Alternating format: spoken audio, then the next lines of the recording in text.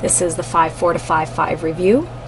Number 4, calculators are not allowed, and these particular problems are going to require the chain rule backwards. So what we're going to do is we're going to have to identify that inner function, and then we will go through the process that we have been practicing in class. So on A, that inner function is pretty straightforward. We can see that inside of an exponential I've got that t over 3. So I can write down that my u is t over 3, which means I can find my dx, which will be a du over the derivative of that, which is 1/3, or dx ends up equaling 3 of those du's. Then I replace the boxes with things involving u's, so this would be e to the u times a 3 du.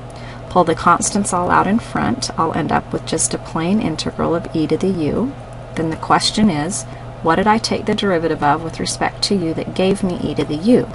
The answer to that is e to the u plus c, and I finish by putting the t's back in. And I'm done. So now let's go to the next one.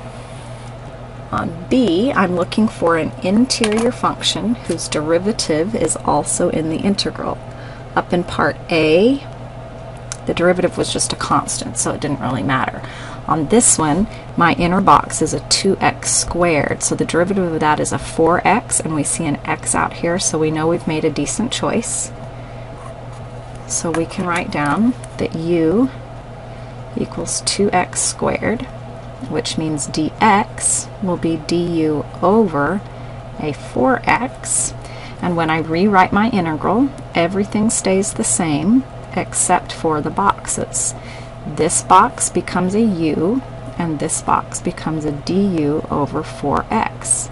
So I can cancel the x's and pull the 1/4 out. I'll end up with the 1/6 with an integral of e to the u, which I can now evaluate by answering the question, what did I take the derivative of with respect to u that gave me e to the u? And the answer is 1/6 e to the u plus c, and to finish it up, I put my u back in.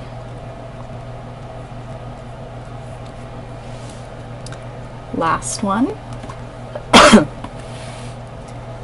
Again, I need to identify my inner function, which looks to be a negative x to the 4th minus a 1, and my dx, those are going to be replaced in this substitution method. So I write down u equals negative x to the 4th minus 1. I know it's a good choice because the derivative of that is a constant multiple of the leftovers. So I can solve for dx, which will be a du over the derivative of that. Then I can substitute those in, rewrite the integral exactly as it is, except replace the boxes.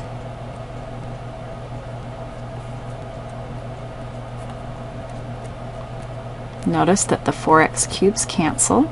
I can bring this negative 4 out in front. It will cancel here, and I'll end up with a positive 20.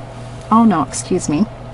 It's going to be on the bottom, not on the top, so I'll get a positive 5/16. The x cubes cancel. Why am I messing up all over the place? Sorry, that should have been a u. X cubes cancel, negative 4 comes out, I'll have an e to the u du. Now I can answer the question, what did I take the derivative of with respect to u that gave me e to the u? And the answer is 5/16 e to the u plus c, and my final step is I'm going to put that u back in. And I'm done.